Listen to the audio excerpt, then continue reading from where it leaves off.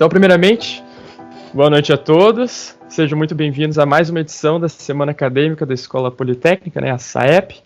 É sempre bom lembrar que a SAEP é um evento feito por alunos e para alunos. E a gente quer agradecer de modo especial a presença de todos e pela Annelise, que ela veio compartilhar um pouco do conhecimento dela para nós hoje. E alguns avisos importantes antes que a gente comece a palestra é que a gente pede que todo mundo deixe os microfones mutados para que não dê interferências, enquanto a Annelise está falando. E para perguntas que tiverem, a Annelise ela falou que podem levantar a mão, não sei se todos sabem, mas no Teams tem uma opção de levantar a mão. Então, tem uma dúvida, pode clicar para levantar a mão. Ou se tem alguma timidez, não quer falar, pode mandar no chat que a gente pede daí para a Annelise e a gente lê daí para todo mundo. Fica bem tranquilo nessa parte de perguntas. E então, acho que a gente pode dar início agora sobre a palestra. Para quem não sabe, a palestra vai ser sobre os materiais metálicos e engenharia de superfície. Então, eu passo a palavra para a Annelise. Bom, então, boa noite, pessoal. Para mim é um enorme prazer estar aqui. Agradeço muito aí, Rafael, a Bruna, por esse convite. Participar dessa semana acadêmica aí da Escola Politécnica, realmente, para mim está sendo bem interessante conhecer pessoas novas. Já estou vendo aqui 52 pessoas aí. Puxa, olha, muito obrigada, tá? Meu nome é Annelise Ziman, eu sou engenheira mecânica, tenho mestrado e doutorado na área de engenharia de materiais. Eu trabalho numa empresa que se chama Tecmetal, ela é uma empresa que existe desde 1991, então já são 30 anos. É uma empresa de consultoria, mas que tem laboratórios. Então, nós temos laboratórios de ensaios mecânicos, ensaios metalográficos, análises químicas e ensaios de corrosão. Então, nós somos acreditados pela ISO 17025 e também somos uma empresa que tem certificação ISO 9001. Tá? Nós temos cerca de 20 funcionários e depois, se vocês quiserem entrar lá no site, dar uma olhada. E nós, em tempos que não são de pandemia, nós aceitamos alguns estagiários, inclusive vindos de outros estados, né? Bom, eu também, em 2016, eu resolvi, pensando já na aposentadoria, eu pensei, poxa, eu tenho que deixar alguma coisa aí para esse pessoal jovem. Aí eu montei uma empresa que se chama Materials Life. Essa empresa ela é dedicada a disseminar informação na área de engenharia de materiais e nós temos um site que é o www.materials.life, que é um banco de imagens. Na verdade, não apenas imagens, mas são cases, principalmente de falhas, onde a gente traz toda a parte de análise microestrutural, avaliações de danos nos materiais, então tem a parte toda de fraturas, corrosão, desgaste, falhas em alta temperatura, falhas em baixa temperatura. Então nós hoje já temos mais de 150 cases e 2.000 e tantas imagens e é gratuito. Tá? E nós temos também o canal do YouTube, que a gente coloca todos os cursos e palestras. Hoje a gente vai conversar, então, um pouquinho sobre os materiais metálicos e a engenharia de superfície. Então, o que é isso? Quando a gente pensa que você precisa ter propriedades para um material, muitas vezes essas propriedades, elas não necessariamente são propriedades mecânicas somente, elas podem ser outras propriedades relacionadas com a resistência ao desgaste, com a resistência à corrosão, propriedades bem ligadas com características do material frente a uma condição de superfície, ambientes, contatos, fricções, e muitas vezes a gente precisa que o material ele tenha uma determinada característica na superfície e essa característica é diferente da característica que ele tem no núcleo ou no substrato dele. Então, esse termo, Surface Engineering, ele é um termo utilizado para toda essa atividade multidisciplinar de conferir propriedades específicas para a superfície, buscando melhorar ou a função ou a operacionalidade daquele componente. E a gente tem, então, vários tipos de tratamentos de superfície que são realizados. São tratamentos térmicos, tratamentos químicos, tratamentos mecânicos, que são realizados com o objetivo de dar determinadas propriedades específicas para a superfície dos materiais. Propriedades que são diferentes daquelas propriedades do núcleo, ou do material de base, ou do substrato. E a gente tem que pensar o seguinte: quando a gente tem um equipamento, um componente, uma válvula, você está na área de óleo e gás, está numa siderúrgica, numa automobilística, numa área nuclear, você sempre tem, para qualquer tipo de componente, estrutura, tubulação, você sempre tem um projeto, e nesse projeto você coloca todas as características que você precisa ter em relação ao seu componente, e essas características a gente vai ver estão relacionadas com um material, com uma configuração geométrica e com um nível de integridade que a gente precisa. A integridade ela está muito relacionada com um material ele ter a funcionalidade para o que ele vai enxergar pela frente e ele não ter defeitos internos. Então a gente tem que pensar que quando a gente quer um material íntegro, é um material que ele vai conseguir atender a todas as solicitações que vão ser impostas a ele durante uma operação, mas não só uma operação. Ele vai ser fabricado e vai ser testado também. Muitas vezes ele vai ser transportado, ele vai ser montado. Então, dentro de um projeto, a gente tem que colocar todos os requisitos que aquele componente, naquele material, naquela configuração geométrica, ele vai precisar ter na hora que ele vai viver o resto da vida dele, seja ainda durante uma fabricação, seja durante montagem, teste, transporte, até que ele vai operar. Então, o que a gente tem? A gente tem que, quando eu vou colocar um equipamento, ou um componente, ou uma estrutura, ou uma tubulação, eu vou colocar em operação, existem 3 tipos de solicitações básicas relacionadas com o material, que são aonde é que eles vão estar em termos ambientais. Quais são as temperaturas que a gente vai expor aquele material? A que temperaturas? Temperaturas altas, temperaturas baixas? Que tipo de solicitação mecânica a gente vai impor ao material? É um carregamento estático? É uma pressão? É um peso? É um carregamento dinâmico? É um carregamento cíclico? Essas condições na operação que um material ele vai precisar resistir, elas vão dar para a gente as propriedades que o material vai precisar ter. E a gente tem, então, que dentro dessas premissas de atendimento a essas solicitações, a gente vai definir qual é o material. Então, a gente vai aqui no projeto, vai definir o material que ele vai ter que resistir a todas essas condições. Óbvio que ele também vai ter que resistir a essas condições aqui. Mas depois que ele entrar em operação, ele tem que permanecer íntegro até o final da vida dele. Então, a maior parte do tempo, ele vai estar sujeito às condições de operação. E aí a gente tem também o seguinte, eu tenho no projeto, todo projeto minimamente de engenharia, ele tem uma especificação de material, ele tem um desenho que mostra qual é a configuração geométrica e ele tem um plano de qualidade. O plano de qualidade é o que vai me dizer se tem que fazer um ultrassom, tem que fazer uma inspeção visual, uma partícula magnética.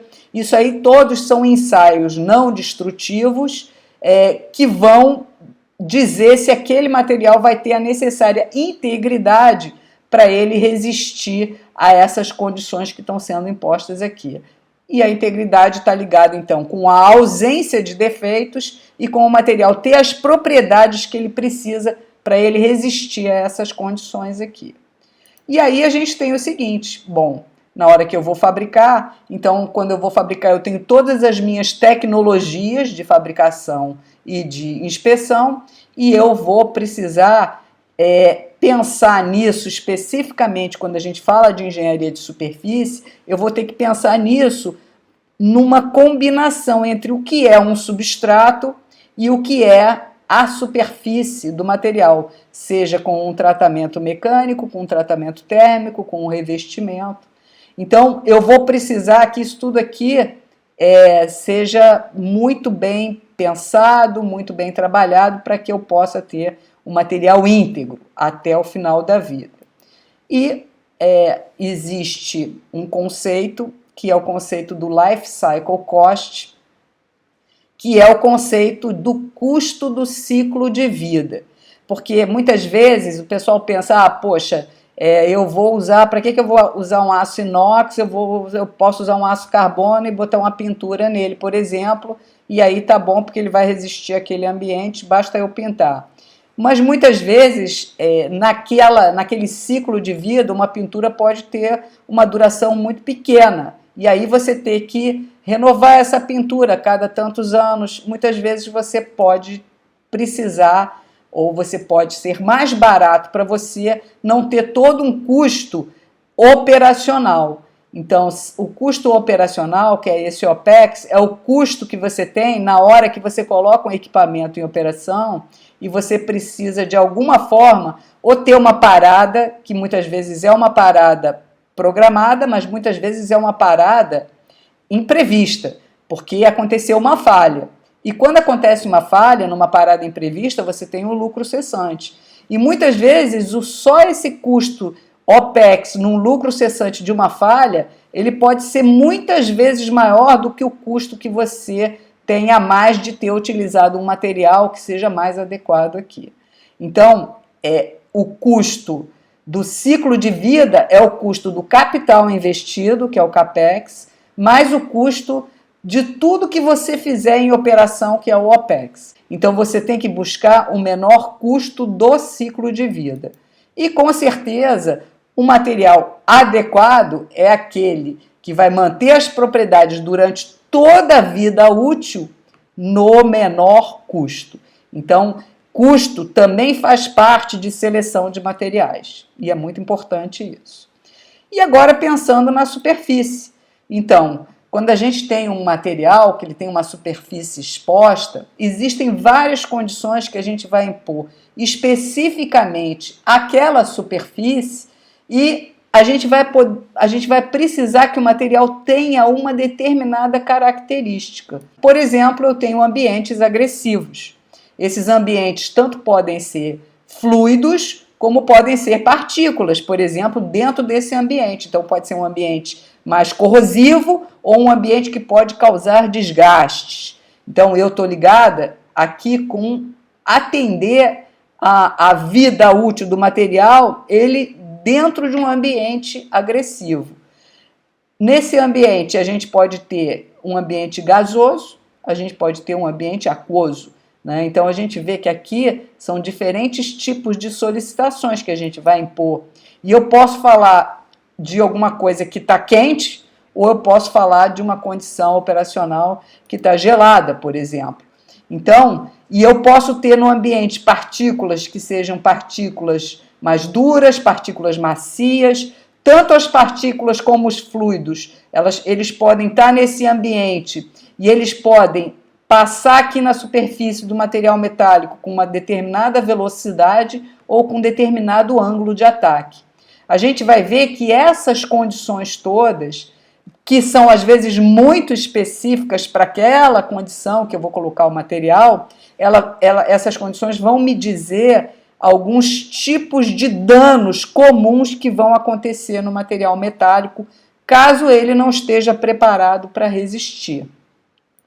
Além disso, eu posso ter um material que esteja em contato com outro material metálico. Por exemplo, se eu tiver um cilindro que está em contato com um pistão, se eu tiver uma engrenagem, um engrenamento que está acontecendo ali, são dois materiais metálicos que estão em contato. E esse contato, ele pode ser um contato num ponto só, por exemplo, numa engrenagem a gente tem um contato num ponto, ou ele pode ser um contato numa área, se eu tiver algum deslizamento, por exemplo. No próprio contato, você pode ter uma área, não só um ponto, mas você pode ter uma área. E isso vai ser importante, por quê? Porque vão ter vários tipos de tratamentos que eu faço na superfície, que eles podem ser adequados para a área, mas eles podem não ser adequados para ponto, um ponto. De repente é muito fininho, num ponto eu posso amassar e não ter a necessária resistência que eu preciso nessa condição metal com metal. Eu posso ter ainda, nessa condição metal-metal, um movimento relativo, que pode ser um movimento relativo de lubrificado ou não lubrificado, né? Tem muitas condições onde você vai trabalhar com metal lubrificado. E você pode ter condições onde você está numa condição não lubrificada. E você pode ainda estar pensando que você tem um movimento relativo de pequena amplitude, como, por exemplo, uma vibração. Você tem dois materiais juntos e tem uma vibração. Essa vibração ela pode criar uma condição de pequena amplitude de movimento e eu posso ter também grandes amplitudes de movimento. Ah, será que faz diferença? Faz toda a diferença. Os tipos de danos que você tem para cada uma dessas diferentes condições, ele vai te dar um tipo de dano diferente e o tipo de dano vai te dar uma característica de um requisito que você tem que ter para o material diferente. Além disso, eu posso ter um material que está simplesmente apoiado no outro, mas eu posso ter, por exemplo, num triturador que eu estou forçando um contra o outro. Então, eu também posso ter essa coisa de não ter pressão ou eu ter uma pressão forte. Então, essas são todas condições que eu vou submeter o material a uma condição muito específica relacionada à superfície do material. E aí, vamos começar já com uma primeira aplicação, que é, por exemplo, essas palhetas de turbina a gás. Então, são turbinas de alta pressão a gás. Aí você vê aqui HP1 e HP2. Então, esses são os discos de alta pressão, de high pressure. E aqui você vê as temperaturas que você tem, por exemplo, nessas palhetas de turbina. Então você vê que são materiais que trabalham aqui 875 graus, né? Então quais são os materiais que vão resistir a temperaturas tão elevadas? Essas palhetas, como elas também precisam ter muito alta resistência mecânica, porque ela é que vai girar aquele rotor ali. Então essas palhetas aí, elas têm que, elas não podem dobrar, elas não podem quebrar, elas não podem curvar, então elas também têm que ter alta resistência mecânica. Então são normalmente superligas de níquel que trabalham em alta temperatura. Mas, como as temperaturas são muito altas, o que o pessoal faz normalmente é aplicar um revestimento que também é um revestimento barreira térmica. Então esse revestimento refratário, ele é uma barreira térmica e ele também aumenta a resistência à oxidação, a quente, e aos gases que batem ali e causam uma erosão no material.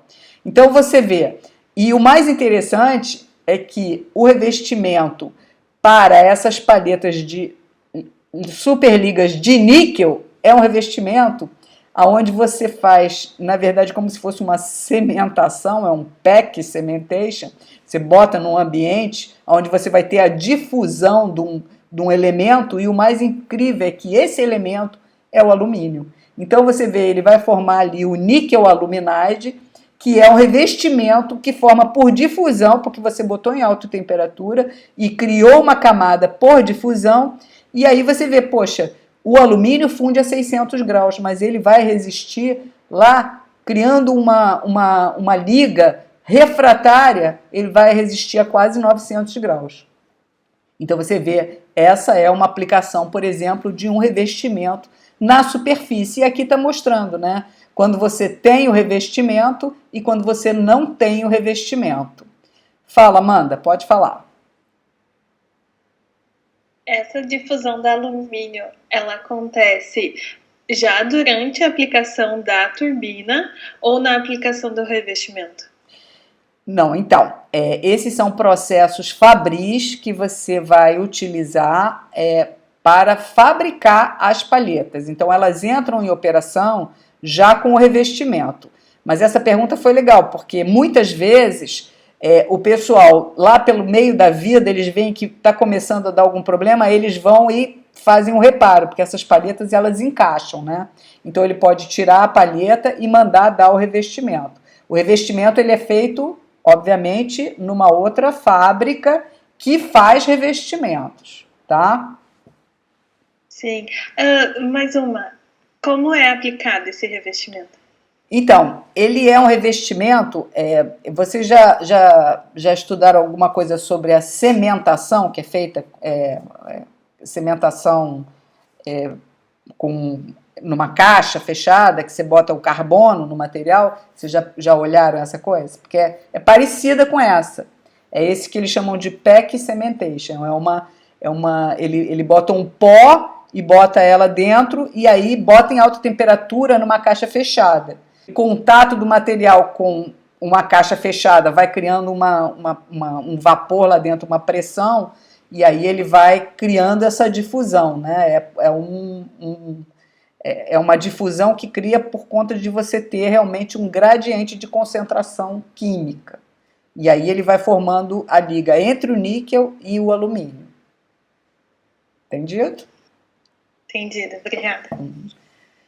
Então esse é um caso, por exemplo, do níquel aluminide, que é um revestimento refratário que se aplica em algumas palhetas de turbina a gás, por exemplo, que vão trabalhar em alta temperatura.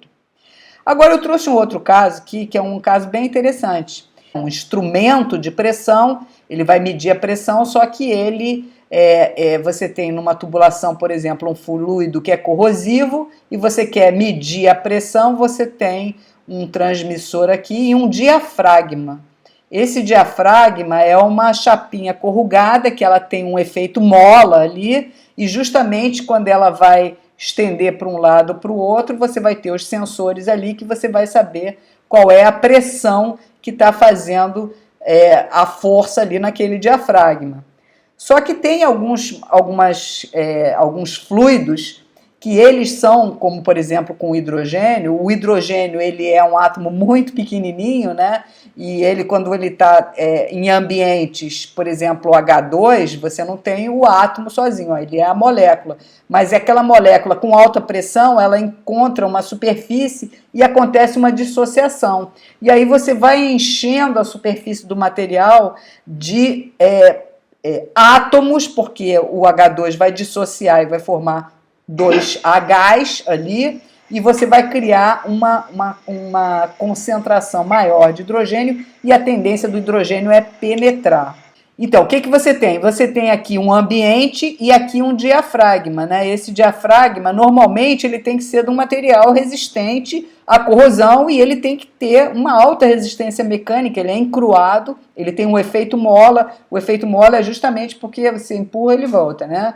E aí você, quando ele distende para um lado, você vai ter aqui um sensor que você consegue saber quanto que você tem de pressão desse lado. Esse lado aqui é um fluido não corrosivo, esse lado é o fluido corrosivo. O que acontece? Normalmente, esses diafragmas, eles são, por exemplo, a Asteló é uma liga de níquel. Mas o mais incrível que eu acho é quando você tem o hidrogênio, e aí o hidrogênio, como ele é um átomo muito pequenininho, quando você tem um ambiente com H2, e esse ambiente com H2, ele vai fazer uma pressão forte naquela superfície, o hidrogênio vai penetrar no material. Quando ele penetra no material, eu não sei se vocês já estudaram lá o hidrogênio, mas o hidrogênio migra no material, ele difunde, ele permeia. Óbvio que depende do coeficiente de difusão do material. Mas ele, mesmo que ele vá devagarzinho, ele vai penetrando. Ele penetra por um lado e sai pelo outro lado. Então você imagina o que acontece com um medidor de pressão aonde passa o hidrogênio e ele começa a sair do outro lado, né? A sua medida acaba não sendo uma medida real. Então, uma das coisas que o pessoal faz é que o material mais resistente à penetração do hidrogênio é o ouro. Então o pessoal pega um diafragma desses, normalmente no aço inox 316, e eles aplicam uma camada com 25 microns de ouro na superfície. E aquele ouro ele impermeabiliza e não deixa o hidrogênio passar. Então você vê, é uma condição onde você tem um diafragma de um aço inoxidável que ele recebe um revestimento de ouro para impermeabilizar e não deixar passar o hidrogênio. Então, esse aí é uma outra característica. Você tem um revestimento que você vai conferir à superfície uma impermeabilidade para o hidrogênio, que é aquele átomo menorzinho e que ele consegue migrar na maioria dos materiais e que fragiliza muitos materiais. Tá? Óbvio que ele não vai fragilizar uma liga austenítica ou um níquel ou um aço inox austenítico, mas ele consegue passar e sair do outro lado. E aí, com isso, você deixa de ter aquela condição do material ele tá fazendo a medida que ele tem que fazer, que é medir a pressão ali. E aí a gente vê o seguinte, bom, então, quais são as propriedades dos componentes que podem realmente ser modificadas pela característica da superfície? Fala, Wesley. Muito bom. É só uma dúvida, no caso, chega a ser posso dizer, esse hidrogênio que ele chega a atravessar, chegaria a ser uma quantidade que fizesse uma diferença gritante, assim, na medida da pressão, ou seria algo bem irrisório, assim? Então, você tem que pensar, o que eu mostrei lá, que quando você coloca um equipamento em operação, ele tem que resistir até o final da vida dele.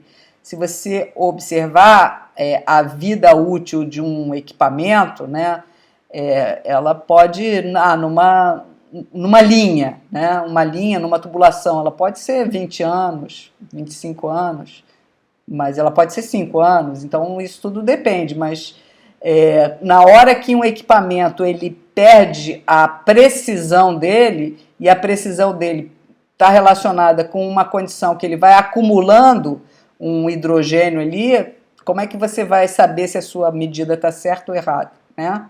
Então você não pode, né? Você não sabe em que momento que vai começar a não medir mais. Você não sabe, então. Eu imaginei, na verdade, que fosse algo mais linear, assim. Por exemplo, 0,1% da medida vai estar alterada por conta dos hidrogênios que vão estar passando, algo do tipo. Não, eu concordo contigo, né? Se fosse alguma coisa que você pudesse calibrar e você soubesse, então, os primeiros 5 anos, aí é aquele negócio do life cycle cost, né? Então eu vou contar que daqui a 5 anos eu vou trocar aquele transmissor, né? Mas é isso, você pode ter, sim, um life cycle cost. Só que, nesse caso aqui, o pessoal enxergou que esses 25 microns em cima de um diafragma fazia o hidrogênio não penetrar mais. Tá? Então, perfeito. É realmente uma solução muito melhor, eu só queria tirar essa dúvida mesmo. Uhum. Obrigado. Ótimo. Então, quais são as propriedades que você pode mudar na superfície do material? Então, tá lá. Eu tenho lá o meu projeto, a minha fabricação, o teste e a operação, sendo que, se a gente pensar, essa operação é a maior parte do tempo, aonde eu estou colocando material em diferentes ambientes, diferentes temperaturas e diferentes esforços. Então, quando eu penso na resistência mecânica do material, a capacidade do material resistir a um carregamento, a capacidade do material resistir a uma flexão, né, ou a resistir a uma pressão. Essa é uma propriedade que ela acaba que ela tem que estar mais ou menos no material de uma forma geral. Então, essas propriedades mecânicas de resistência mecânica e de tenacidade são propriedades que normalmente eu preciso no componente como um todo. A tenacidade, por exemplo, a gente vai ver que mesmo quando eu pego e faço um endurecimento superficial, que eu levo o material para ter 60 Rockwell C na superfície, eu posso ter um material no meio dele com 20 Rockwell C. Então eu posso ter um material que ele vai conseguir ter aquela capacidade de acomodar uma tensão, acomodar um concentrador de tensão, que isso é a tenacidade. Então, essas propriedades, resistência mecânica e tenacidade, normalmente elas não são propriedades específicas na superfície, elas são propriedades do material como um todo. A propriedade de resistência ao calor, né, então, quando o material ele é colocado em alta temperatura, o que acontece é que a alta temperatura favorece muito a difusão, né? Então, a tendência dos materiais em alta temperatura é eles irem tendo alguma degradação. Eu vi lá que eu posso colocar um revestimento barreira térmica. Agora, a maioria das propriedades de resistência ao calor, elas são obtidas através da composição química do material em si, onde eu vou atrasar a difusão. Então, eu vou colocar elementos de liga, como cromo, molibdênio, vanádio, que eu vou fazer o material ter menos degradação ao longo do tempo em alta temperatura. Então, essas propriedades aqui, elas estão muito ligadas, óbvio, que com a composição química dos materiais e com o processamento dos materiais, mas de uma forma geral, né? Daquele material que é o núcleo, que é o substrato, que é o metal base. Agora, quando eu vou para as características de superfície, eu vou realmente buscar uma resistência à corrosão, eu vou buscar uma resistência ao desgaste e uma coisa que mecanicamente a gente tem que pensar é que a resistência à fadiga ou a resistência a um carregamento cíclico é um fenômeno muito ligado com a superfície dos materiais, com os concentradores de tensão, com as tensões residuais. Então eu também vou ter muitos tratamentos que eu faço na superfície para melhorar a resistência à fadiga. Então normalmente o que eu tenho é isso. Eu quero melhorar a resistência à corrosão, eu quero melhorar a resistência ao desgaste, buscando resistir aos ambientes. E eu quero melhorar a resistência à fadiga, buscando resistir aos esforços cíclicos, aos carregamentos cíclicos. E aí eu tenho lá, começando, vamos pensar como eu vou resistir a um ambiente corrosivo. E eu posso ter, para resistir a um ambiente corrosivo, eu posso, por exemplo, usar um aço inoxidável, eu posso usar uma liga de titânio, se eu vou botar no mar, eu posso usar uma liga de níquel para alguns ambientes em plantas químicas, que sejam alta agressividade. Então eu posso ter um material que ele é totalmente resistente.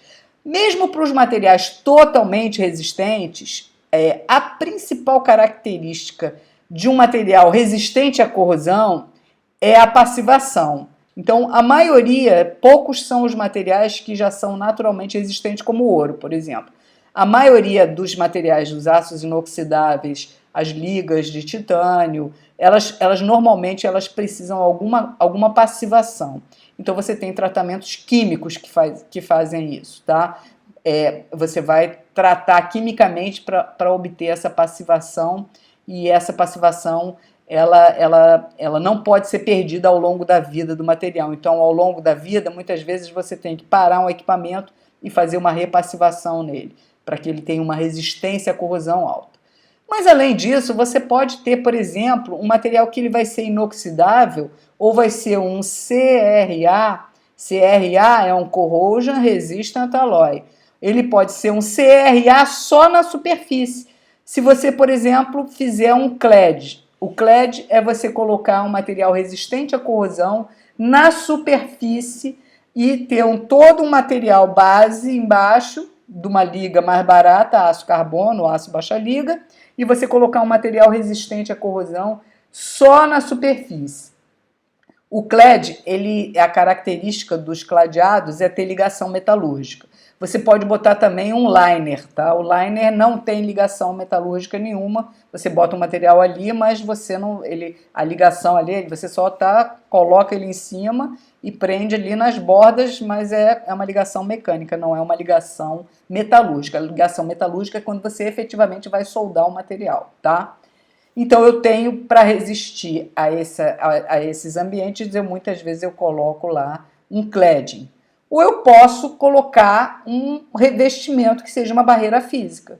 A barreira física, por exemplo, são todas as pinturas que a gente tem. Eu posso botar revestimentos metálicos no material. Eu posso botar um revestimento que seja mais nobre, e ele tem que ser um revestimento bem íntegro, ou eu posso colocar um revestimento que seja menos nobre e ele dá uma proteção catódica, porque quando eu pego, por exemplo, o aço, se eu colocar um revestimento aqui em cima de níquel, o níquel é mais nobre do que o aço.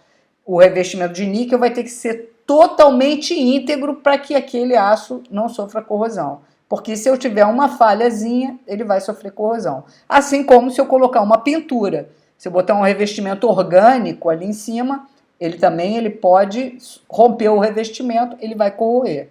Já se eu colocar um galvanizado, por exemplo, eu colocar um thermal spray de alumínio, por exemplo, são esses materiais que são menos nobres do que o ferro.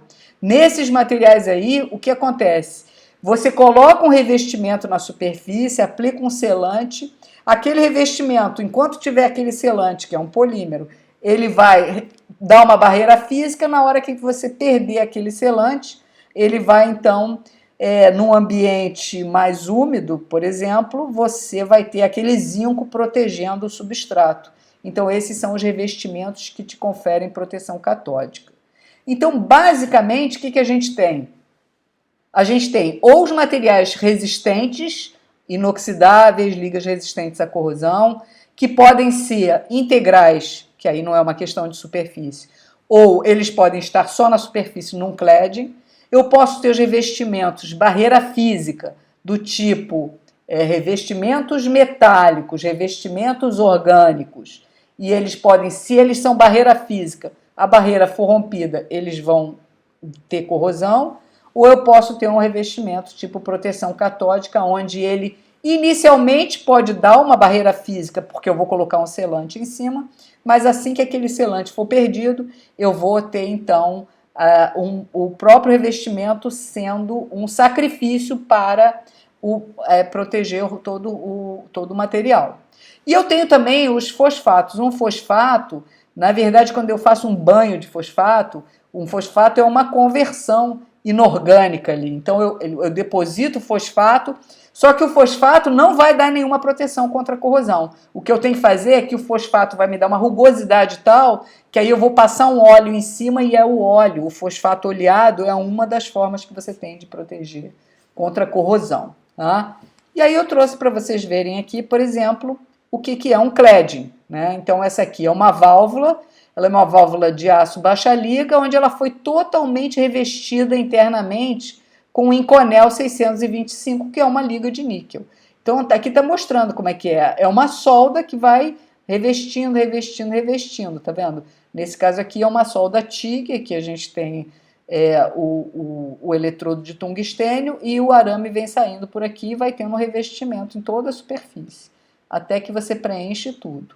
Mas eu posso também ter aqui, por exemplo, como se eu colocasse uma luva ali, né, no material, mas se eu tenho que dar uma pressão para eu ter a ligação metalúrgica. Se eu não der ou uma pressão, ou se eu não fizer uma laminação ou uma construção, eu não vou conseguir o material soldado. Eu posso ter só um liner, por exemplo, botar uma luva aqui, e sem ter a ligação metalúrgica seria o liner.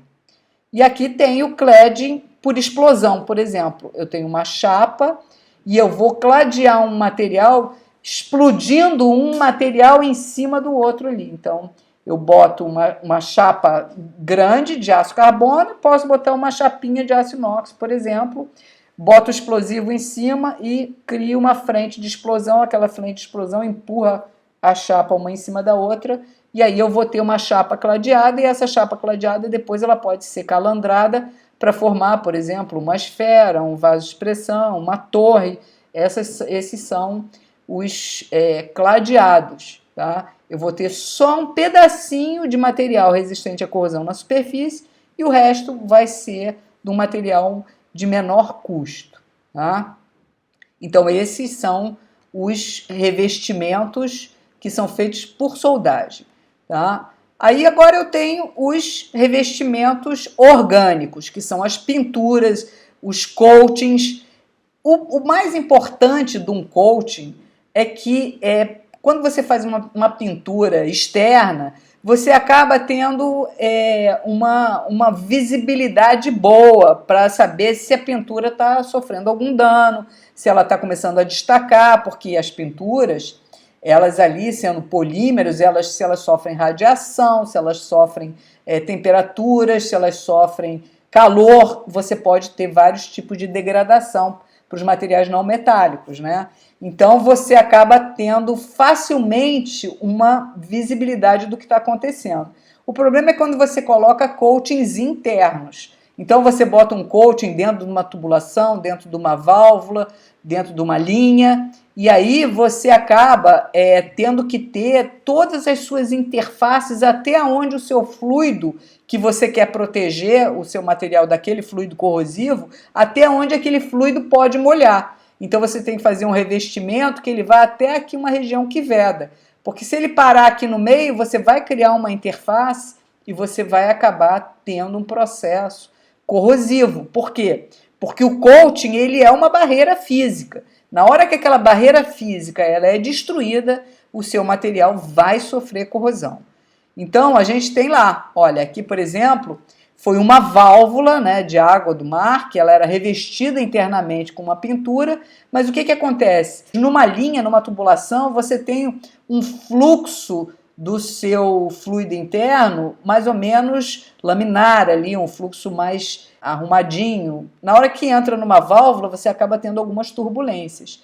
E quando você pega fluidos e os fluidos começam a bater na superfície, causando um certo impingement na superfície, você acaba tendo o seu revestimento, ele pode sofrer uma degradação, ele pode soltar, ele pode permear também uma região, muitas vezes no interno de válvula é difícil você pintar. Como você vai pintar lá dentro, como você vai passar um Holiday Detector, que é um equipamento para ver se você tem alguma falhazinha na pintura, né? Algum poro que ficou, alguma coisa, basta você ter algumas pequenas entradas de fluido e o seu revestimento começa a se soltar. Então, revestimentos barreira física, do tipo coatings, pinturas, precisam, primeiro, ser muito bem aplicados, você tem que ter controles de qualidade muito bons, você tem muitas vezes várias camadas que você vai depositar, você tem que ter uma superfície muito limpa na hora que você vai depositar, você não pode estar com umidade alta, então tudo isso vai influenciar na sua qualidade e na sua adequação de utilizar um revestimento tipo barreira física coating. Por exemplo, nesse outro aqui, essa é uma tubulação e tem um flange aqui. O que acontece? O método de fabricação desse flange, então você vê o tubo e o flange.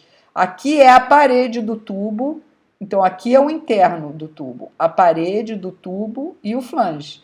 E aí então você vê, é como se aqui está interno do tubo e a face, essa face, o interno e a face.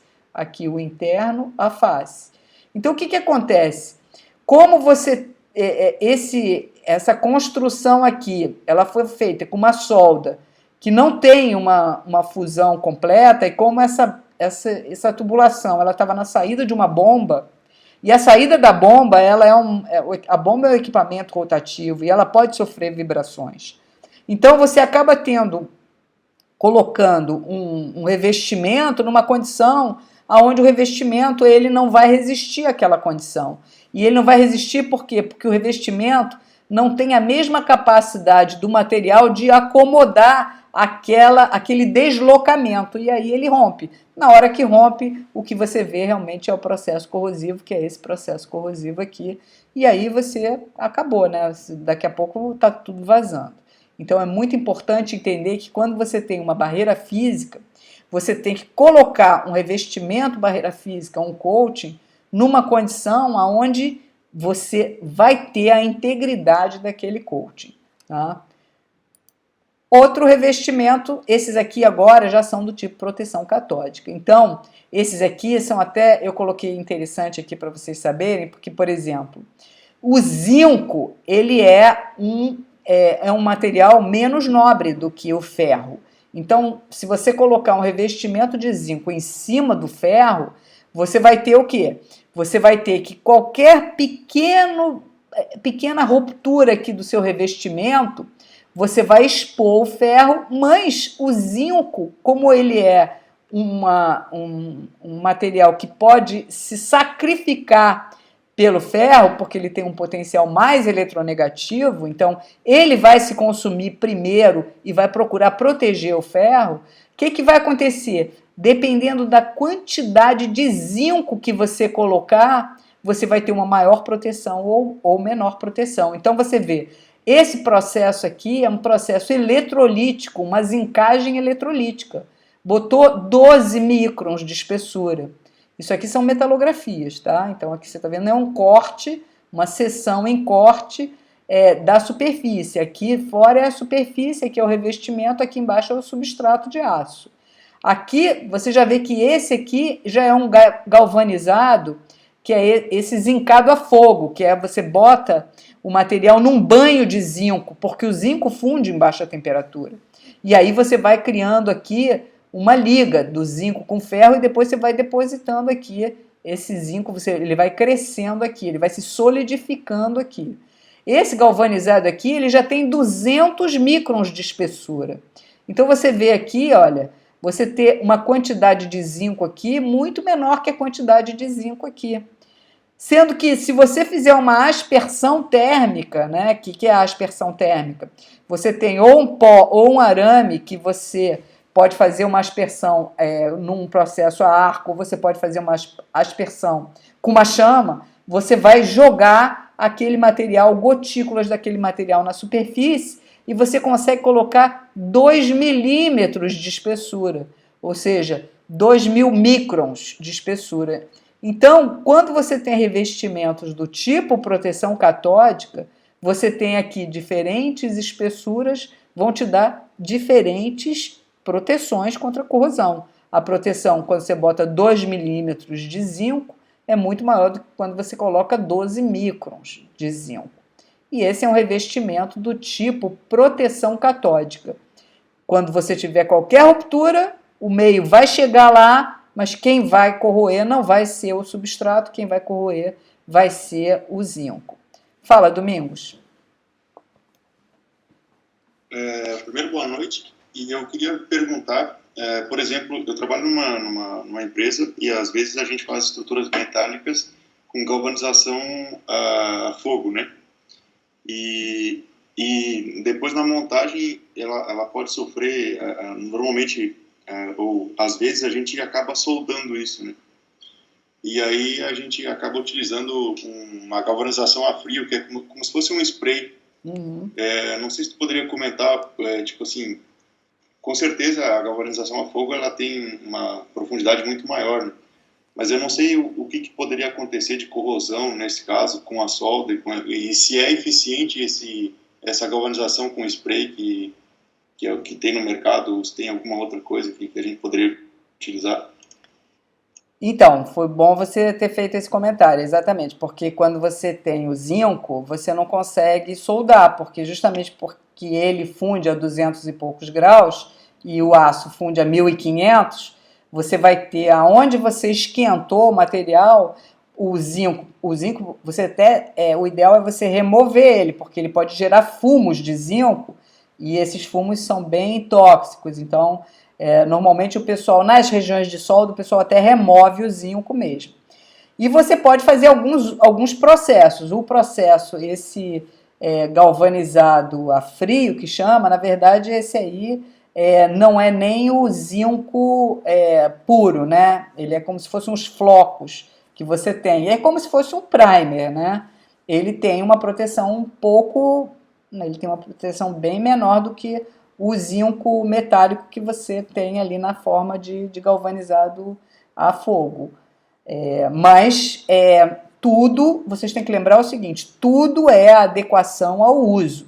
Se o que você está fazendo está funcionando e ele está durando a vida que ele tem que durar, está adequado, né? Agora, se o que você está fazendo, ele antes mesmo de chegar no cliente, ele já está corroendo, aí você tem que buscar outro método. Tem alguns métodos onde o pessoal, em vez de fazer esse... Aí você tem que ver justamente que é caro, né? Então tem a relação custo-benefício. Você pode fazer um thermal spray, né? Às vezes o pessoal faz isso em regiões que soldou, depois você vai e aplica um thermal spray. O thermal spray, que é esse aqui do lado, né? Essa aspersão térmica, te confere uma proteção enorme. Mas tudo é uma relação custo-benefício. Aliás, isso é uma coisa que vocês têm que saber imediatamente, né? Que quando você está trabalhando numa área de engenharia, tudo é a relação entre o custo e o benefício. Agora, você pode querer colocar aqui nesse aqui, a gente viu o seguinte, aqui a gente tem uma aspersão térmica de zinco sobre aço. E essa aspersão térmica, ela realmente protege muito o material, tanto a aspersão do zinco como a aspersão de alumínio, tá? O de alumínio é o que o pessoal chama de TSA, que é o Thermal Spray Aluminum, né? Então, a gente tem que os metais que estão sendo depositados, eles são metais menos nobres do que o aço. Porém, quando você faz um thermal spray e agora você coloca um material que é mais nobre do que o aço, que é, por exemplo, esse revestimento aqui, que é um revestimento de liga de níquel, o thermal spray, ele não é uma solda, ele você funde o material e lança gotas do material ali na superfície. Então, o que você tem? Você tem ali aquela camada resistente à corrosão, desde que ela seja uma camada totalmente sem poros. Mas, como a gente está vendo aqui, ela é uma camada que tem poros. E se você coloca numa camada que tem poros e num ambiente que é um ambiente corrosivo, a corrosão, o ambiente, ele vai permear e ele vai corroer aquele substrato e ele vai soltar o seu substrato.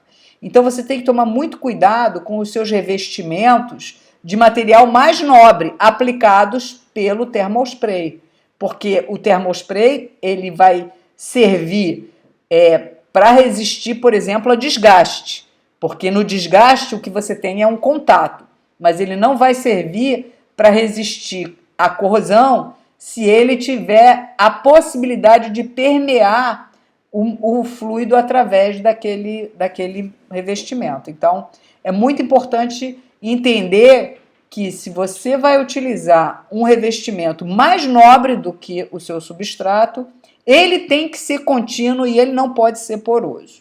Tá?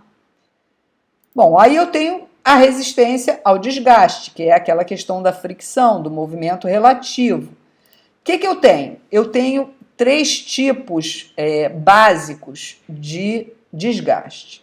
Eu tenho o desgaste, que é o desgaste metal-partículas. Esse desgaste é um desgaste chamado de abrasão ou desgaste abrasivo. Quando eu tenho, por exemplo, uma cinta transportadora, vai caminhando, e você tem aqui em cima partículas que estão sendo levadas e elas estão batendo aqui, isso aqui ela pode causar um desgaste, mas é um desgaste menor do que se eu, por exemplo, tiver aqui uma cinta passando para outra aqui, né? Tudo metálico aí no caso, eu falei cinta, mas cinta parece que não é metálico, mas estou falando de material metálico. Aí aqui você tem uma correia transportadora, uma está caindo em cima da outra. Aqui a tua condição já é uma condição com impacto. E essa outra aqui já é aquela condição que eu tinha falado para vocês, a condição com pressão. Então eu posso ter sem pressão ou com pressão. Cada tipo de condição vai me dar um dano diferente e eu vou precisar usar um material que tenha uma característica diferente. Isso em relação a um desgaste abrasivo. Eu posso ter também a relação entre o metal e um fluido. E esse fluido está passando pelo material. Se ele estiver passando, essa condição de metal fluido me dá um dano por erosão ou um desgaste erosivo. Nesse desgaste, é muito interessante a gente pensar o seguinte, que como esse fluido está passando em relação à sua superfície é fundamental em relação ao quanto o material vai resistir. Se você tiver um fluido passando paralelo à sua superfície, você vai ter muito menos desgaste do que se você, por exemplo, tiver um fluido que está atingindo a sua superfície a 90 graus, por exemplo, numa curva. Então você tem, por exemplo, em algumas condições que você tem fluidos passando dentro de tubulações, as regiões de curva são regiões onde você pode acabar tendo essa remoção de material, porque você está atingindo com um ângulo de ataque que tende a ser de 90 graus. Quando for exatamente 90 graus é o impingement, tá? Então você tem o seguinte, se o seu fluido ele está com escoamento laminar, ele vai ter uma determinada característica. Agora, se lá pelas tantas você passou pela raiz de uma solda, e nessa raiz da solda você teve uma certa turbulência, daqui a pouco essa turbulência ela pode estar causando impactos na sua superfície. E aí você acaba tendo uma ação erosiva muito maior. O pior de tudo é quando você tem essa turbulência tão forte que você vai causando zonas de sobrepressão. E essas zonas de sobrepressão é como se vocês tivessem uma implosão de uma bolha. E essa implosão ela causa impactos na superfície. E esse tipo de dano é o que chama cavitação, tá? Cavitação que você tem em bombas, que você tem em pás de turbina hidráulica, você acaba tendo regiões de grande turbulência, zonas de sobrepressão e esses impactos que vão gerar esse fenômeno aí de cavitação, tá? E esse fenômeno de cavitação ele é bem dramático. Poucos materiais eles conseguem resistir à cavitação. E fora isso, você tem também o metal-metal. Então, eu tenho as três condições. Eu tenho metal, partículas duras, eu tenho metal fluido e eu tenho metal-metal. No metal-metal é justamente aquilo. No metal eu tenho um desgaste por rolamento e um desgaste por deslizamento. Eu tenho grandes amplitudes de deslizamento, eu tenho pequenas amplitudes nas vibrações. Então, isso tudo eu posso ter essa característica do tipo de dano, e esse tipo de dano vai me exigir um determinado requisito para o material. Então, vamos ver alguns casos aqui, né? Por exemplo, metal partículas. Uma das coisas interessantes no desgaste abrasivo é que, como você tem partículas, e essas partículas, muitas vezes a gente está falando de solo, né? Porque no solo você tem muitas partículas duras. O que acontece? Você vai ter, quando você está, por exemplo, numa escavadeira, né?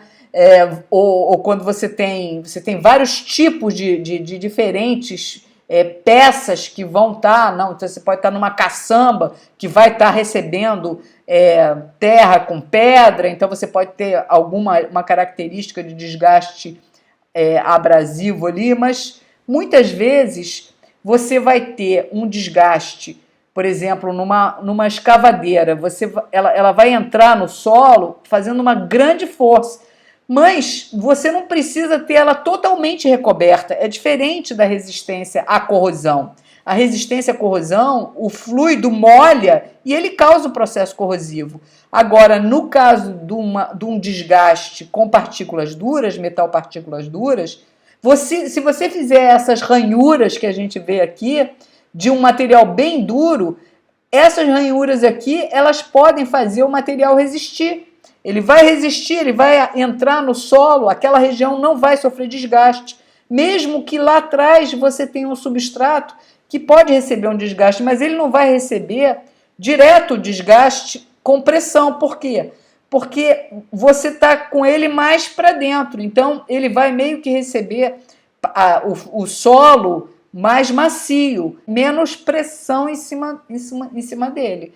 Então, você pode, no revestimento de solda desse tipo, de metal, de um material bem duro, que é o que a gente chama de soldas do tipo hard face, elas são soldas de revestimentos duros, você não precisa ter um revestimento completo, você estuda uma determinada configuração para você depositar a solda ali e ela vai conseguir resistir àquela penetração naquele solo, por exemplo, tá? Então, não é imprescindível que o revestimento ele seja contínuo na superfície, tá? Quando você tem metal fluidos, uma das características que eu falei para vocês são as pás de turbina hidráulica. Então, as pás de turbina hidráulica, sempre existem algumas regiões que elas estão sujeitas a essa turbulência no fluido. E essas regiões de turbulência, elas têm esse problema de desgaste por cavitação. Então é muito comum que algumas regiões aonde você vai ter essa turbulência, onde você espera que tenha turbulência, nessa ponta aqui no meio aqui, você faz um revestimento, só que agora não é um revestimento duro, porque o impacto que é causado por essas sobrepressões, esses vácuos, né? É o inverso de uma bolha, né? É um vácuo. Esses impactos eles são tão fortes que o material ele acaba tendo se você colocar um material duro, ele vai se quebrar e ele vai se soltar. Então você precisa ter um material que seja um material ao contrário, resistente, tão resistente que o impacto não trinque o material. Normalmente, essas ligas que você usa para cavitação, elas são as ligas que elas são austeníticas. Os materiais austeníticos, eles têm uma grande capacidade de encruar. Então, quando você recebe esses impactos, o material vai encruando, vai endurecendo e você vai melhorando ainda a resistência à cavitação do material. Então você vê, é um revestimento que você bota em algumas regiões onde você está sujeito àquela condição de turbulência de fluido e desse fenômeno de cavitação. E eu tenho também o metal-metal, né? Que o metal-metal é aquele mais comum, que principalmente o pessoal de engenharia mecânica conhece mais, que é, por exemplo, no caso das engrenagens, onde a gente tem que no engrenamento você tem pontos de contato entre os materiais. E esses pontos de contato, para você engrenar, nesse engrenamento, esse ponto de contato, ele acaba recebendo como se fosse um amassamento localizado. Você causa uma compressão localizada. E se o material ele é um material macio, você está colocando só um ponto de contato, você acaba tendo uma tensão muito alta ali, porque você está fazendo o material ele tocar ponto com ponto, e aí você precisa que aquela região seja uma região mais dura. Então você não precisa que toda a engrenagem seja dura, você só precisa que a superfície da engrenagem, aonde ela tem os pontos de contato, essa seja uma região endurecida. Por isso que é muito comum, então, você ter nas engrenagens as têmperas superficiais. O que é uma têmpera superficial? Óbvio que você tem que ter um material que tempera. Você não pode fazer uma engrenagem no material de baixo carbono, que aí ele não tempera, e aí você vai e aplica a têmpera. Não pode. A têmpera superficial é uma têmpera que ela pode ser feita. Esse aqui é um indutor, por exemplo. Você faz um aquecimento com um indutor e vem logo depois e já joga uma aguinha em cima. Então, isso é a têmpera, né? A têmpera é o quê? É um aquecimento até uma temperatura de austenitização do material, resfria rápido, você tempera, forma martensita, depois você vai dar lá bota no forno e dá um revenimentozinho, porque martensita não revenida também não é uma coisa legal de você ter, porque ela vai trincar. Então, o que você tem que ter? Você tem que ter um material que tenha um carbono suficiente para ele temperar, e você faz uma têmpera superficial só no dente. Só que, por exemplo, nesse caso aqui, a têmpera foi mal feita. Por quê? Porque você não quer que todo o dente fique duro. Se você pegar o dente todo duro, na hora que você fizer um esforço aqui, talvez o dente trinque aqui. O que você quer é que a superfície fique dura. Então você pode fazer isso com a têmpera superficial e pode fazer isso também com o tratamento de cementação na superfície. O que é o tratamento de cementação? O tratamento de cementação é quando você coloca o material numa condição onde você põe carbono na superfície. Como é que a gente vai botar carbono no material?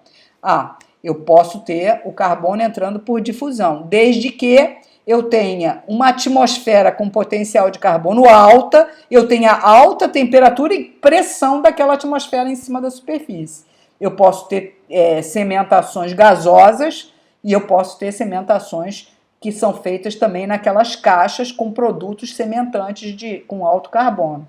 E aí eu coloco em alta temperatura, acontece a difusão do carbono pela superfície, o carbono migra para dentro do material, aí depois eu vou lá, pego aquela engrenagem e dou o tratamento térmico de têmpera e revenimento. O que acontece? Aonde tem o carbono alto, tempera. Aonde tem o carbono baixo, não tempera. Então eu acabo tendo na superfície uma condição de alta resistência, alta dureza, resistência ao desgaste, enquanto que aqui no núcleo eu tenho material com boa tenacidade, justamente para se você tiver engrenagens que sofram algum tipo de impacto no engrenamento, você não vai ter nenhum tipo de problema, porque aonde você precisa de dureza alta e resistência ao desgaste, você está com a resistência ao desgaste. Aonde você não precisa, o material está macio e ele vai acomodar ali as tensões.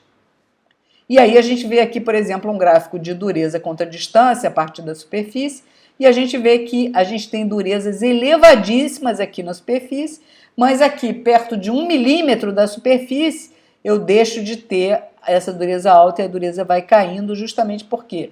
Porque eu coloquei carbono só na superfície aqui. Então, a cementação é um método que você usa para conferir uma dureza alta, é um tratamento termoquímico, ele não é só térmico.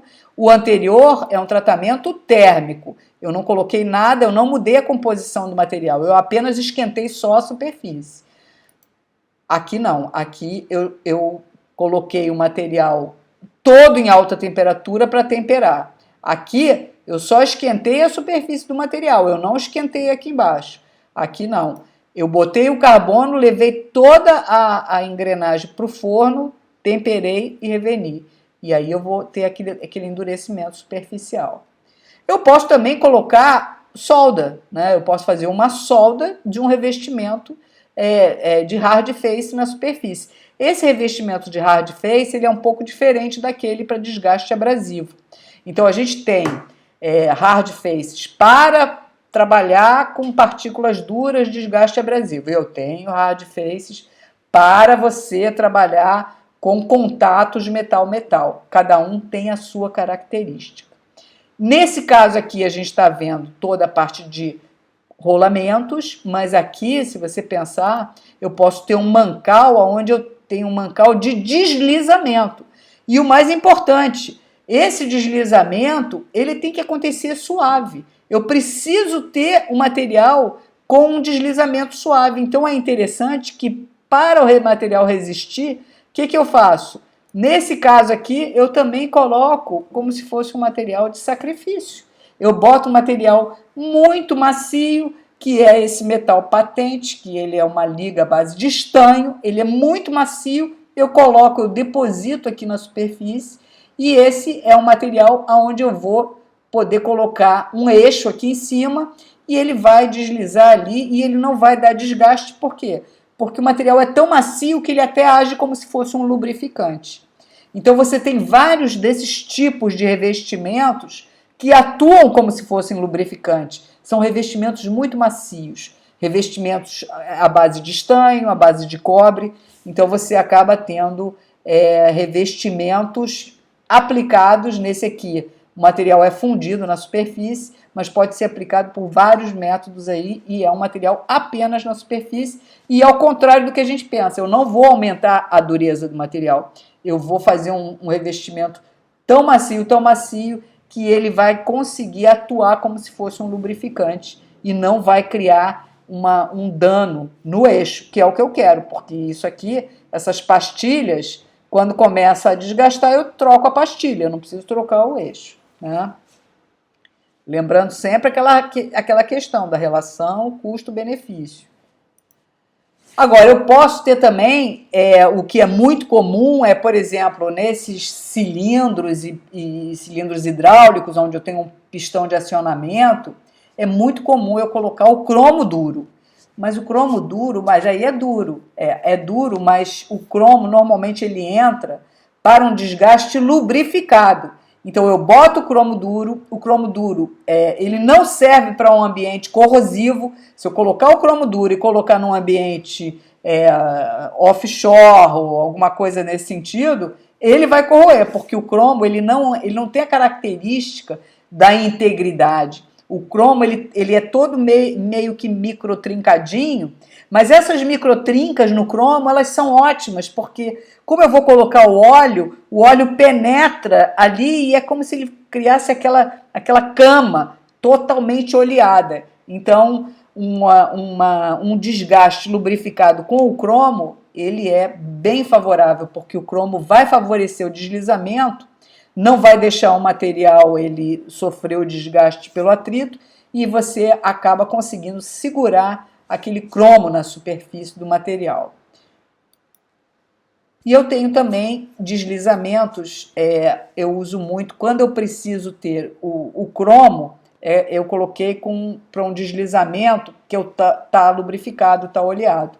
Agora, eu tenho, por exemplo, o Stellite já é um revestimento que eu vou colocar no material quando eu preciso ter uma resistência à corrosão, além da resistência ao desgaste. Então, é muito comum eu ter esse tipo de sede, onde eu coloco esse revestimento aqui de Stellite. Stellite é uma liga de cobalto, é uma liga bastante cara, de cobalto, e ela serve tanto para resistir ao desgaste, ela serve para altas temperaturas e ela serve também para ambientes corrosivos, tá? Esses aí são revestimentos. Agora eu posso ter também no deslizamento um tratamento termoquímico. Eu vi a cementação lá, mas aqui tem a nitretação. Lá eu coloquei o carbono, aqui eu coloco o nitrogênio. Para eu colocar o nitrogênio, eu não preciso ter temperaturas tão altas, então as nitretações, as cementações são feitas acima de 1000 graus. Eu tenho que colocar num forno acima de 1000 graus para ter aquela difusão do carbono. Só para relembrar, existem 4 átomos intersticiais no ferro. São quais? O hidrogênio, que é o menorzinho, caminha direto, o nitrogênio, o boro e o carbono. São os 4 elementos intersticiais, são aqueles que migram muito quando eu aqueço. Então, e quanto menor, mais fácil migrar. Então, os nitretos, eu vou trabalhar com temperaturas que não chegam aí a 600 graus. 500 e pouco, 600, enquanto que a cementação eu preciso chegar a mais de 1000 graus. E aqui a gente forma uma camadinha fininha de nitretos.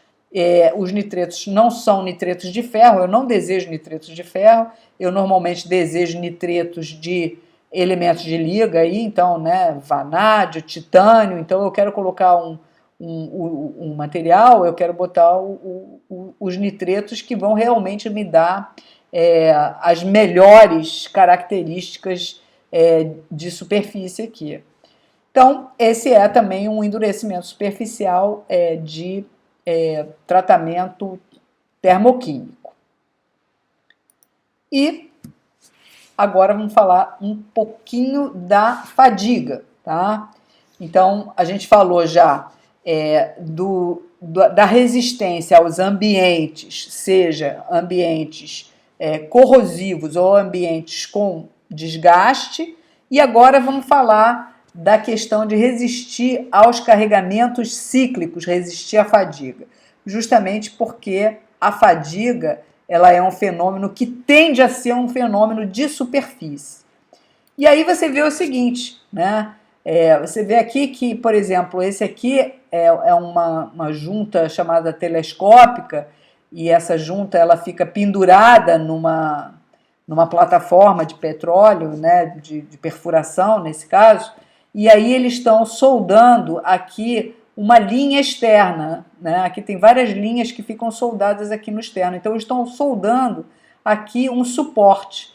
Só que esses suportes são justamente aqueles que acabam dando problemas de fadiga.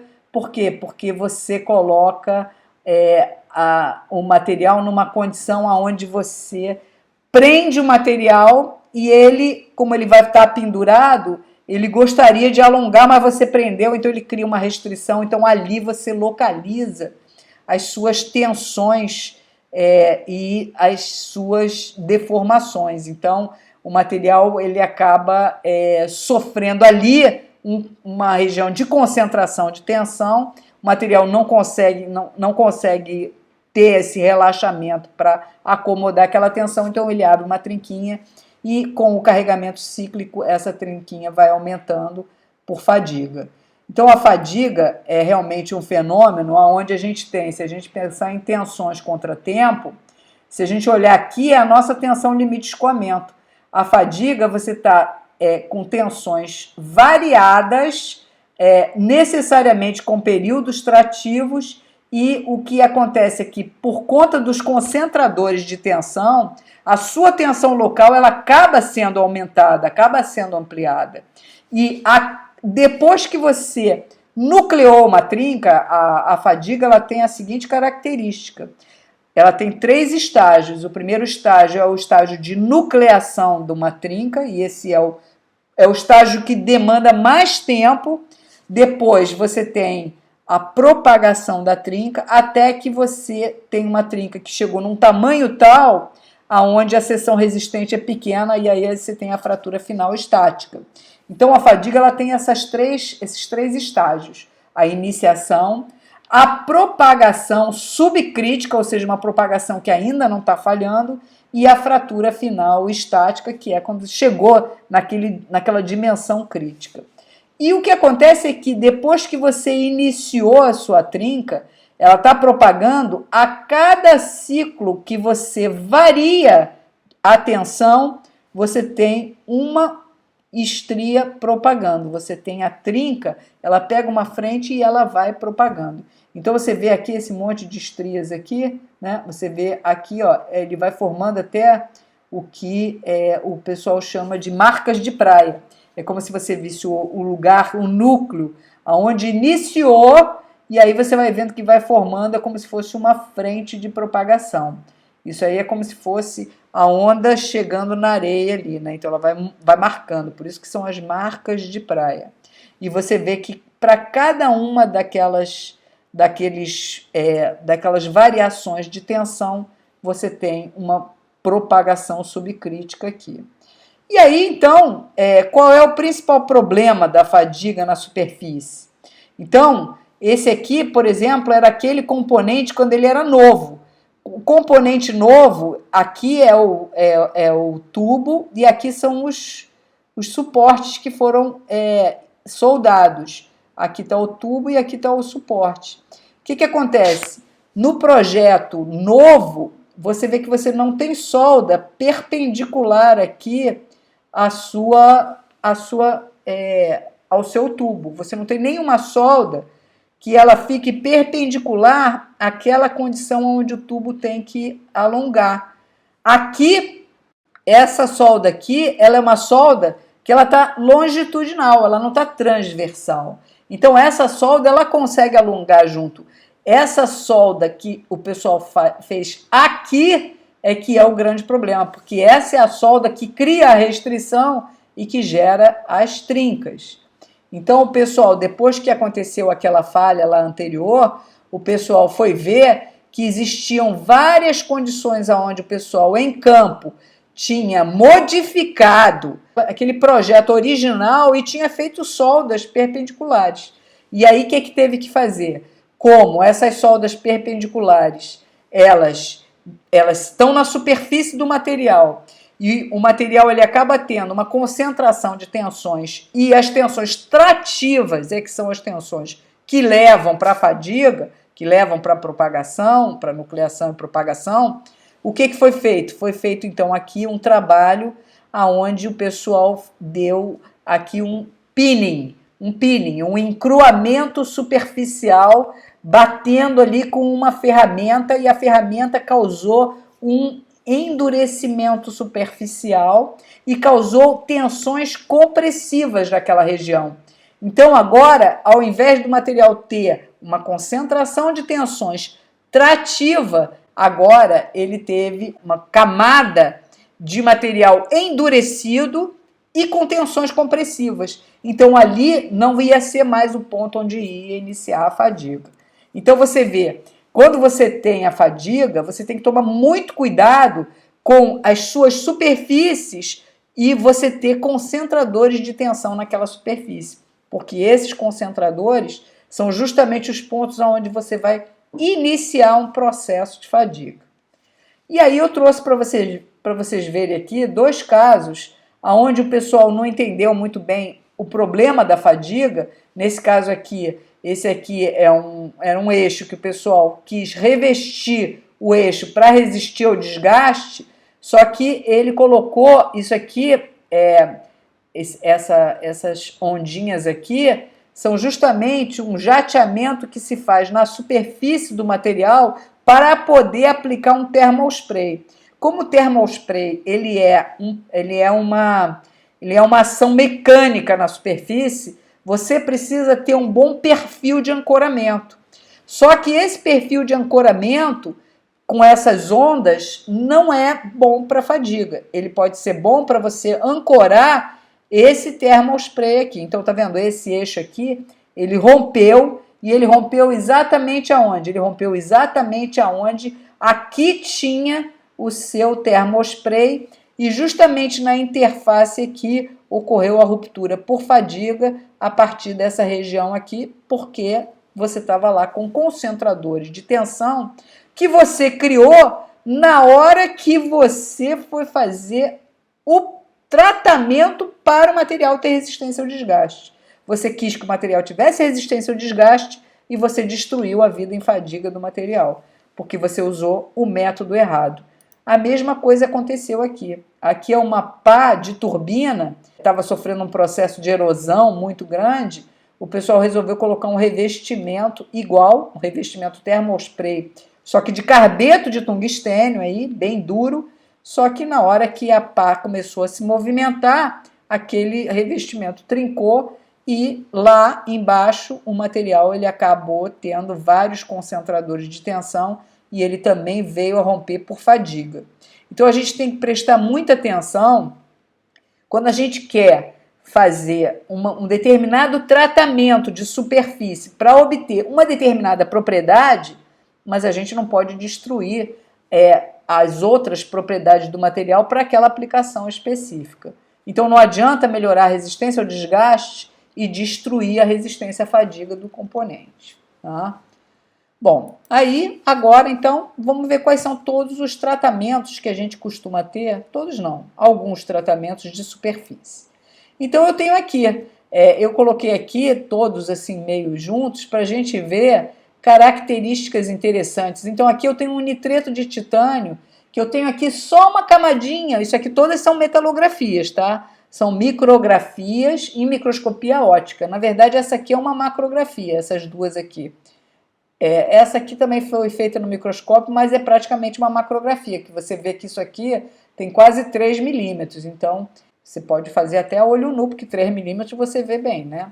Mas aqui então a gente vê, olha, 3 microns nesse nitreto de titânio, a gente tem aqui essa região de cobre, deposição de cobre com 12 microns, a gente vê aqui níquel-fósforo, é um tipo de revestimento, tem 60 microns, aqui eu tenho um coating num drill pipe, que é um tubo de perfuração, 60 microns, esse aqui é um revestimento orgânico, tá? Os coatings são os revestimentos orgânicos.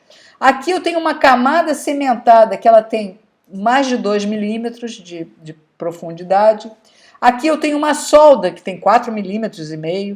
Aqui eu tenho essa é uma solda também de stellite, só que é aplicado hard face stellite, 1,5 milímetro. E eu tenho esse aqui, que são quase 3 milímetros de espessura do metal patente, que é aquele que a gente viu lá, que é o revestimento à base de estanho, que serve como um lubrificante. Então você vê, são muitos diferentes tipos de tratamentos que você tem, e a gente pode até separar esses tratamentos justamente como os tratamentos eletroquímicos, que são os revestimentos metálicos de zinco, prata, ouro, cobre. Eu tenho os tratamentos químicos, que são essas conversões de fosfatos, é a própria passivação que eu vou dar num ácido inoxidável, por exemplo, também é um tratamento químico. Eu tenho os tratamentos térmicos, eu tenho a cementação, a nitretação, são tratamentos termoquímicos. A têmpera superficial, que pode ser por indução, pode ser por laser, pode ser por chama, mas chama é menos comum e menos controlado, né? Eu posso ter todos os tratamentos, por exemplo, que a gente viu lá, um encruamento, que é o shot pinning, um roleteamento, que é um que você faz com uma ferramenta de usinagem.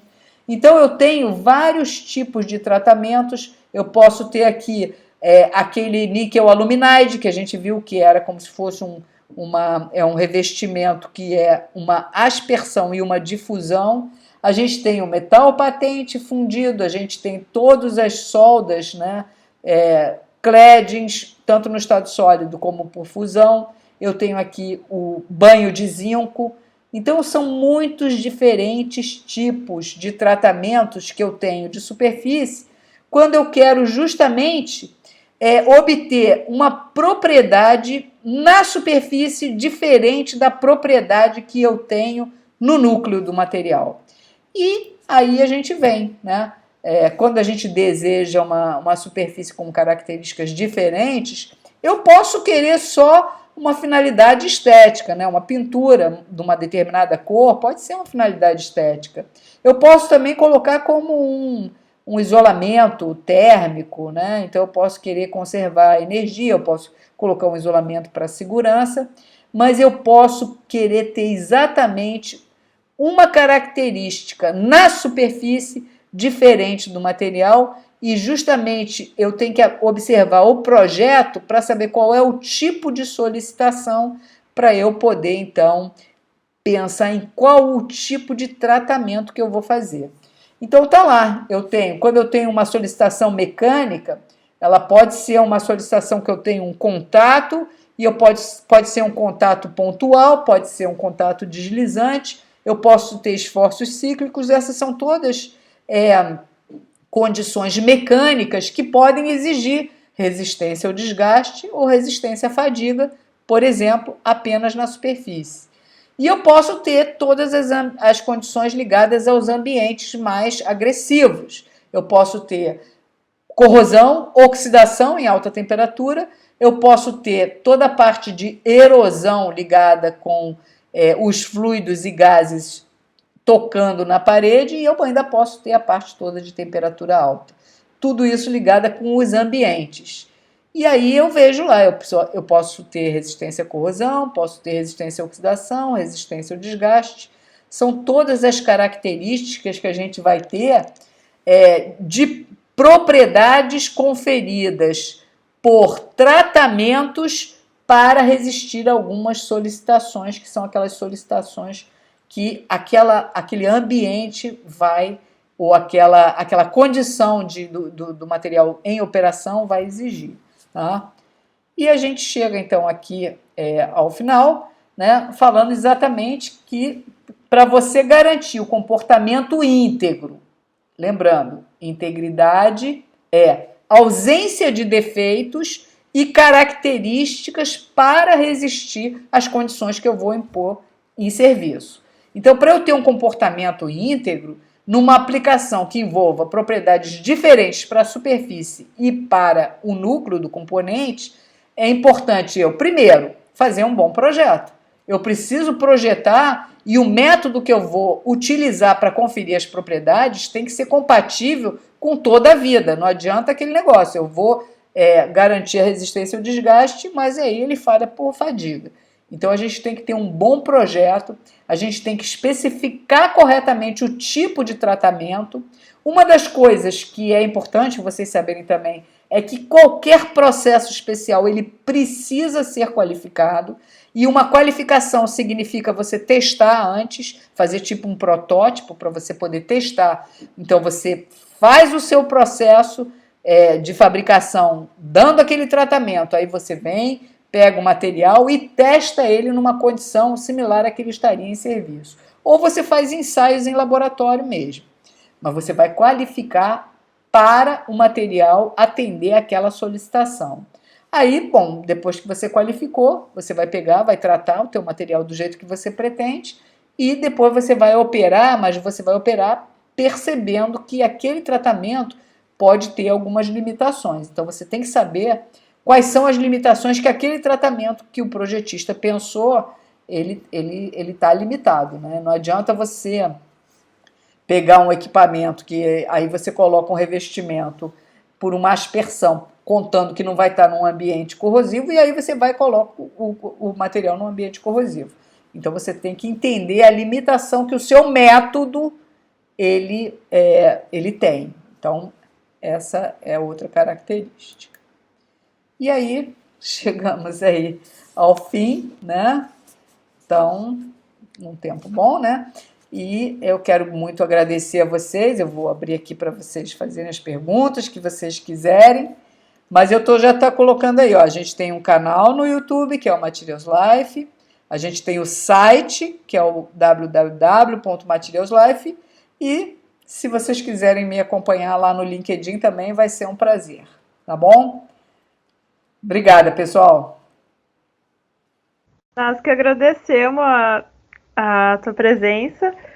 Foi incrível a palestra. Eu acho que, assim como eu, acredito que todos os 76 colegas que tivemos conseguiram agregar bastante conhecimento depois da sua explicação. Foi incrível. Tivemos bastante comentário positivo no chat, até depois, se quiser dar uma olhadinha. E também agradecer a Annelise por contribuir essa noite com a gente, mais uma SAEP que a gente está iniciando, eu e o Rafael a semana. Então... Começamos bem nossos primeiros eventos já. Nossa, muito bem. Começamos lá em cima. Sim, então... Agradecer mesmo a presença e o carinho também que teve com a gente esse tempo todo. Obrigado pelo sim que tu deu pra nós ali, desde o LinkedIn, no e-mail, no WhatsApp, né? Que a gente sabe que durante o dia a dia tem trabalho, tem um monte de coisa, e tu mesmo assim disponibilizou esse tempinho para passar essa experiência que tu tem, né? Essa bagagem para todos nós. Eu tenho certeza que todo mundo que entrou de um jeito vai sair com muito mais conhecimento agora. Então, só agradecer de coração. Eu também agradeço muito, pessoal. Muito obrigada e eu adorei, viu? Então tá. Então agora eu declaro como encerrado nosso evento. Obrigado, pessoal, por ter ficado até aqui neste momento. E era isso.